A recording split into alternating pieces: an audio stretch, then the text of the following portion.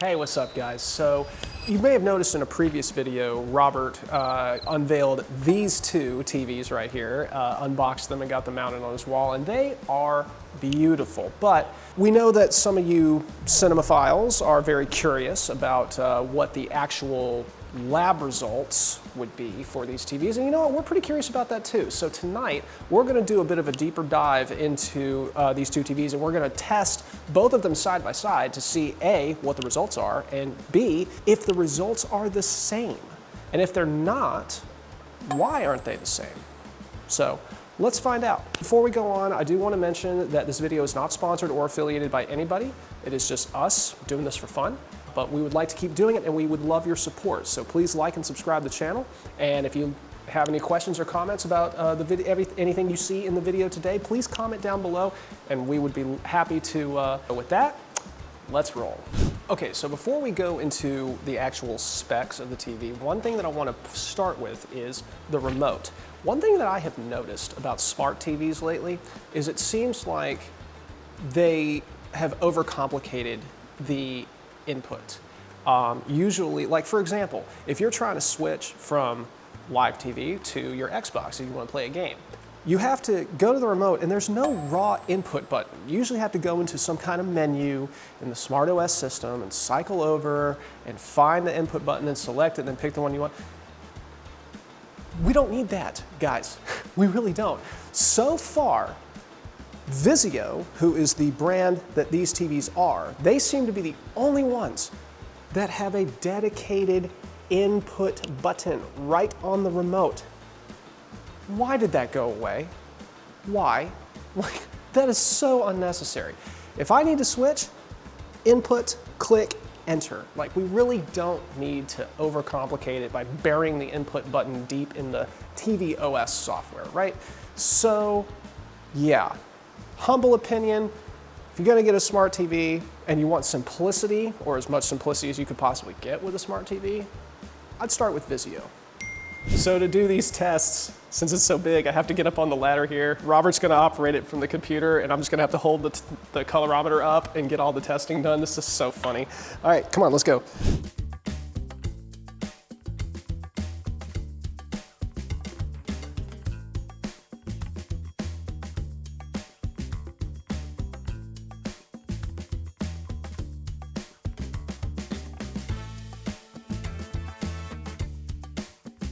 Hey guys, welcome back to Review in Progress. This is our promised deep dive of the two Vizio 100-inch TVs that I have in my living room. We've collected a bunch of data on the two TVs so that we can evaluate the consistency between the two.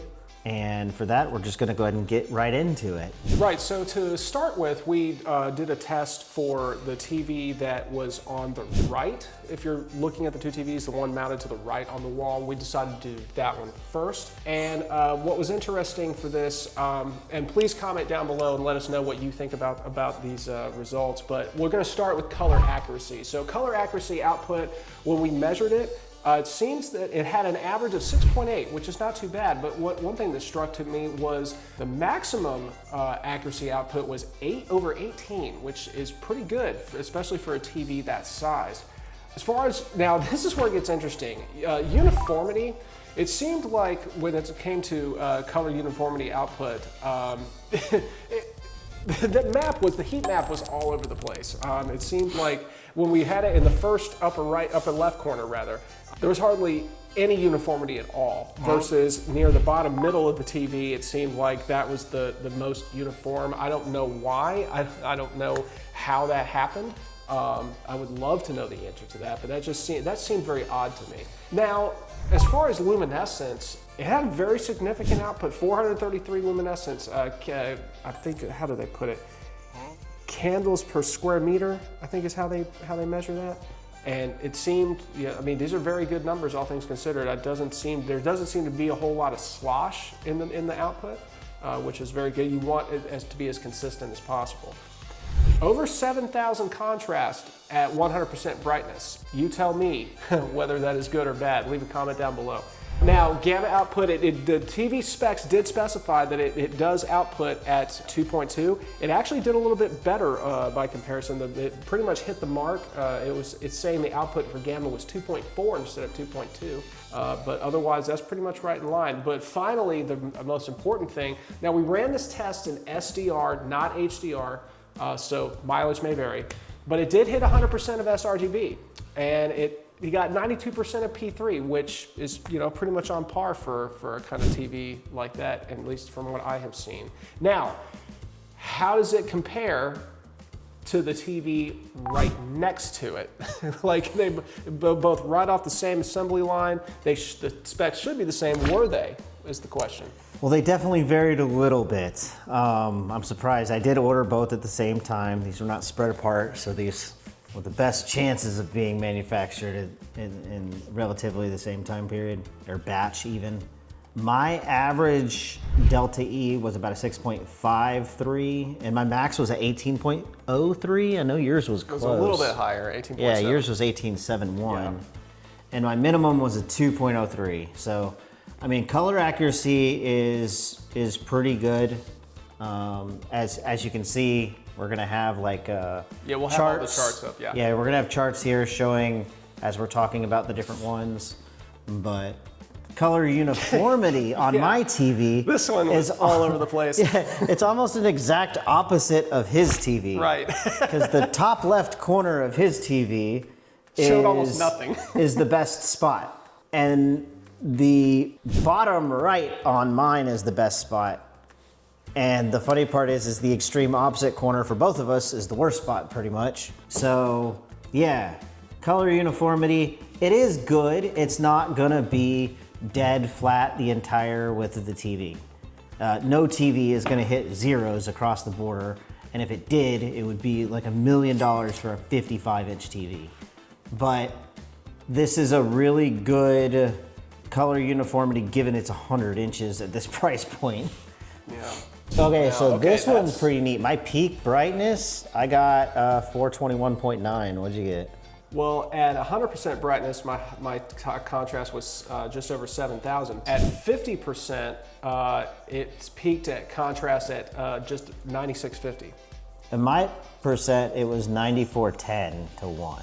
And my 100 was 6930. So you actually have better contrast at 50 and 100%. I'm not sure if it's technically noticeable. Like I have pretty good vision. Yeah, if there's some kind of margin of error here, I feel like these TVs are kind of fitting in that margin of error. Yeah, and you can also see my gamma tone response. The gamma's exactly the same. It's almost dead. It's exactly the same. Wait, did yours actually pass? Like, yeah. Once mine hits about 55 output brightness, the black line goes above north the 2.2. They're almost exactly, they're in margin of error. It's almost exactly the same. Yeah.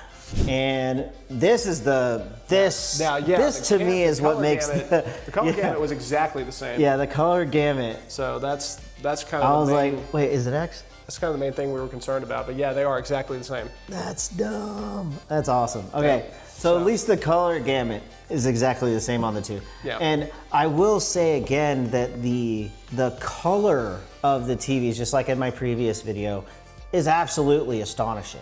The contrast is definitely there. Yeah. It is on point. Yeah.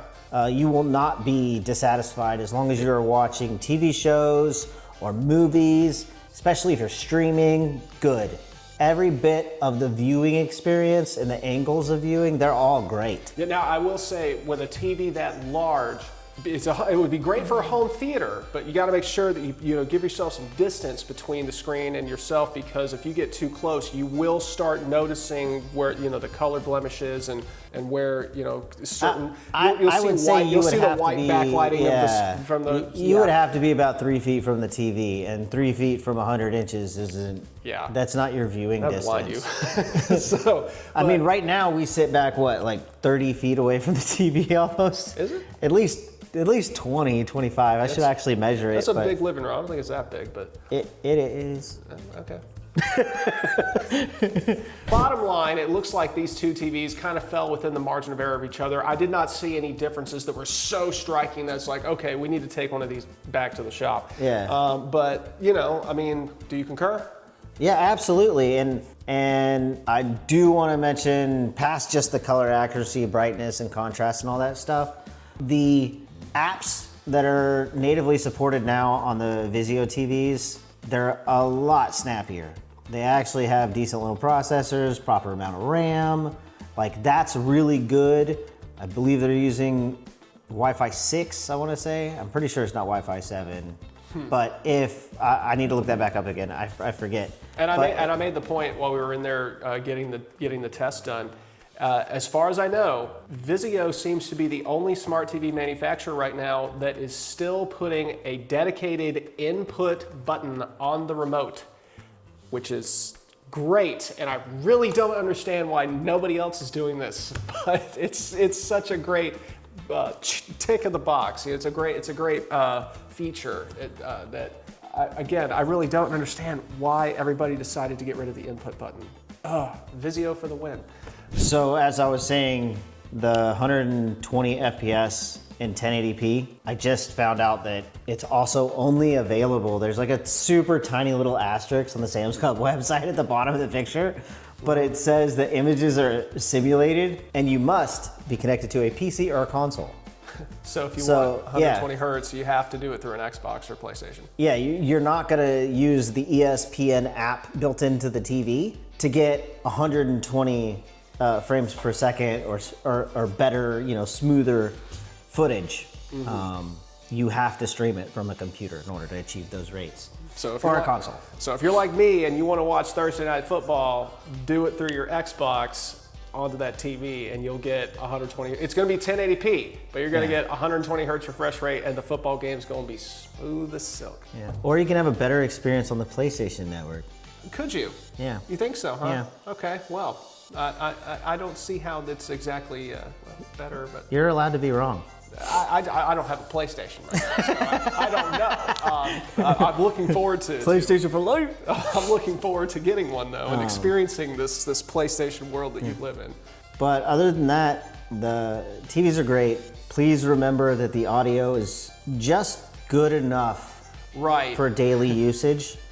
It's good enough to watch this video on your YouTube app built into the TV. Goes without saying, they do have digital optical output, so a fiber optic, so you can plug up a sound bar or a surround sound system. We strongly recommend you do that, especially in home theater environment. Yeah. Yeah, just definitely, like you said, I mean, they're okay to get you started, but eventually you're going to want to get a sound bar. Yeah. And if you're gonna buy it, please buy it from Samsclub. You get a 3-year warranty. It's the same price at Walmart. So you get a 1-year warranty at Walmart, you get a 3-year warranty at Samsclub. Some of that tribal knowledge. Yeah. The extra 2 years of warranty, I guarantee, are gonna cost you more than $40 membership for Samsclub. Yeah. And for a TV that size and that expensive, you want a warranty to last as long as possible. Yeah, you're gonna save like $160, $200 some dollars. Absolutely. Just by getting a Sam's Club membership if you don't already have one. Again, not sponsored. Not sponsored or affiliated. Yeah, I just really like the TVs. I pretty much exclusively buy my TVs from Sam's Club because the base level warranties are 3-year manufacturer, not aftermarket. So if you have a problem with your TV, you call Vizio for 3 years. Not 1 year and then 2 years to some other third party. So that does it for our deep dive on the Vizio 100-inch QLED TV. We really hope that you enjoyed. And make sure that you check out the original video if you're tuning into this one first. We're The process is really cool how they unboxed and mounted it. It looks really nice. You ought to check it out. I had a lot of fun doing it. Yeah. I'm also launching another channel called Tech in Progress, coming shortly. So by the time this comes out, we probably won't have a video on that channel yet. It is up, it's a thing that exists, but just stay in touch. And once it is live, I'll make sure to put something somewhere over there, maybe blocking his face. Or maybe over there, blocking his face. You know? I don't know, but it'll pop up somewhere.